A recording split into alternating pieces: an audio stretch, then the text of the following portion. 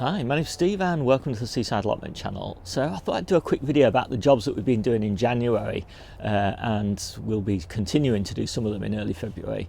And I really like this time of year, so when we get a decent day but it's not good enough to go hiking or whatever, it's nice to get down on the plot and kind of get all those jobs out of the way that will make it easier in spring and summer when everything's so busy. And I particularly like to get the mulching done.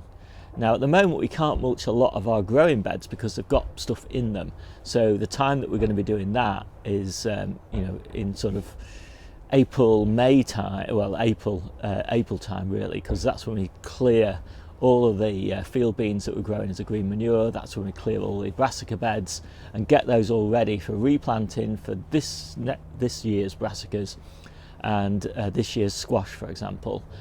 Most of the beds we just sort of clear and mulch as they become clear in spring as well. But we do like to get all the paths wood chipped. We do like to get all the trees pruned and that sort of thing. Just planes flying over all the time, so annoying. Anyway, yeah, so let's just work through those things and I'll show you some photos as I go. So first thing is, whenever we see anything dying, we try and get it out of the ground as quickly as possible, and that's particularly the case with lettuces. I don't want those fungal spores getting into the air and sort of getting onto other lettuces and things like that. I don't want slugs feeding off the decaying matter, so I try and keep things reasonably clear. And I can generally do that just when I'm harvesting. As I'm just going around harvesting, I see a problem, I just pick the plant out and get rid. So that's definitely an important job for this time of year. I've just turned all my compost bins, and that's a nice job to do as well, because you kind of see the progress on those bins, and that allows me to sort of plan how much compost I'm going to have available for the beds and how much I need to buy in. We always have to buy in a little bit of compost, we just can't make enough here. What else do we do?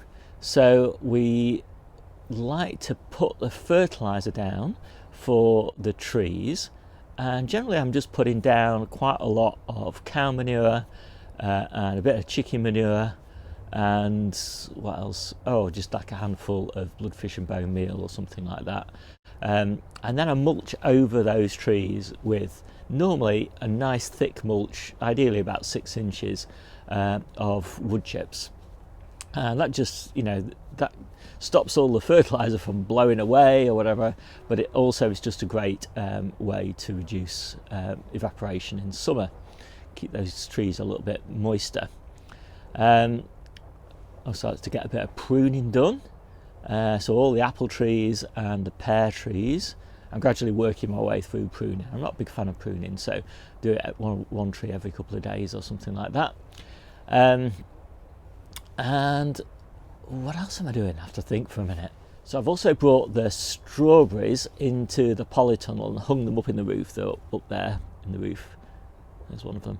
And they like it up there. I've tried having them in containers in the polytunnel and they don't like it so much.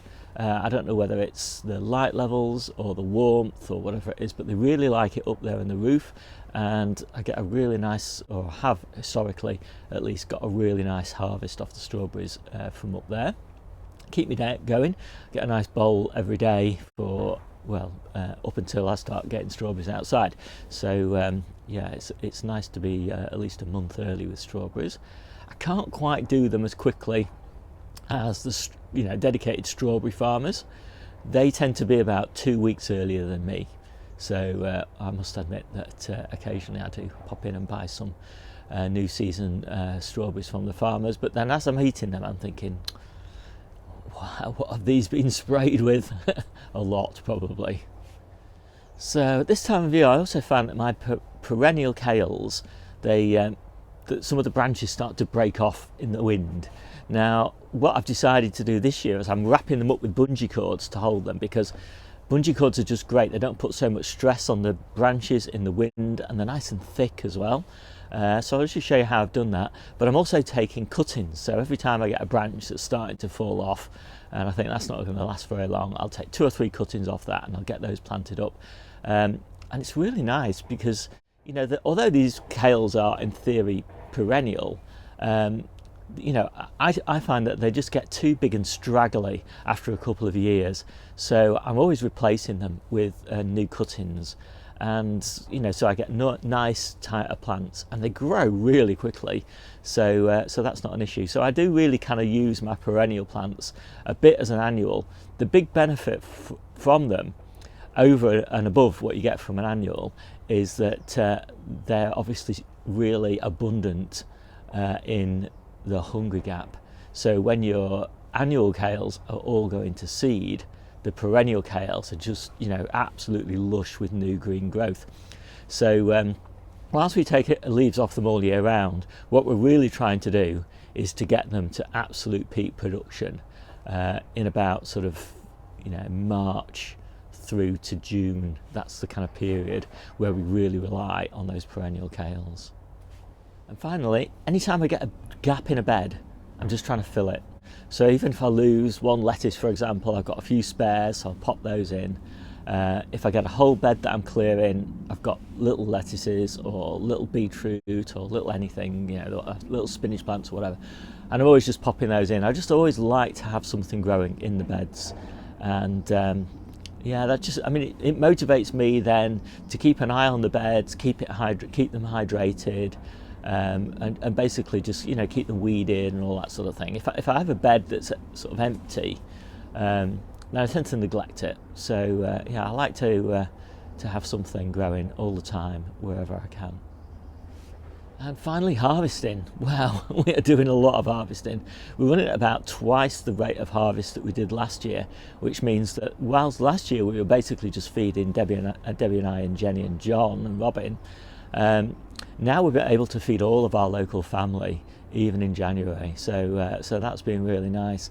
And I've seen lots of opportunities to improve on that as well this year. So every year we have increased our harvest volumes in winter, and but I'm also very conscious that whilst you can do quite a nice job of feeding yourself in winter, the real focus has got to be maximum availability of food in early spring, because light levels really improve in March and April, and you know, and so you can just basically, if you've got stuff in the ground, they can enjoy growth, you know, that otherwise you'd be waiting for June for. And so yeah, we really do focus on that, and we get huge yields. I mean, we have big yields in sort of March and April that are the equivalent in value to our harvests in August, and so you know, that's really, really nice to see.